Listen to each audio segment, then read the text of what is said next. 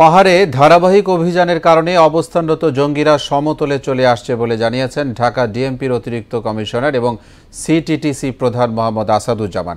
আর মিয়ানমারের সন্ত্রাসী গোষ্ঠী আরসার বিরুদ্ধে গোয়েন্দা তৎপরতা অব্যাহত আছে বলে জানালেন র্যাবের মুখপাত্র কমান্ডার আরাফাত ইসলাম। সকালে রাজধানীতে আলাদা প্রেস ব্রিফিংয়ে এসব তথ্য জানান তারা। বিস্তারিত জানাচ্ছেন কাজী এহসান বিন দিদার।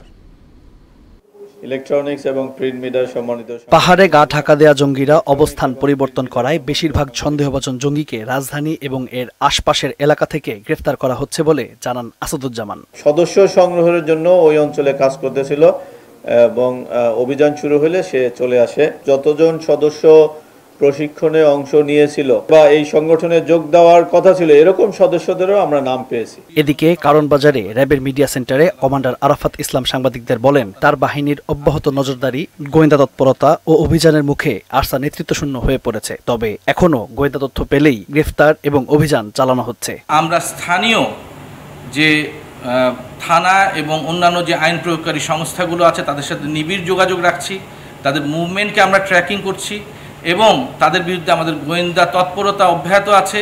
সিটিটিসি ও র্যাব পৃথক অভিযানে গাজীপুর এবং কক্সবাজারের উখিয়ার গহীন পাহাড় থেকে জামাতুল আনসার ফিল হিন্দাল শারকিয়ার প্রধান অস্ত্র সরবরাহকারী ও আরাকান রোহিঙ্গা স্যালভেশন আর্মির 2 সদস্যকে গ্রেফতার করে। সুদবিহীন ব্যাংকিংয়ে আত্মশুদ্ধির পথ এনআরবিসি ব্যাংকের ইসলামিক ব্যাংকিং আল আমিন।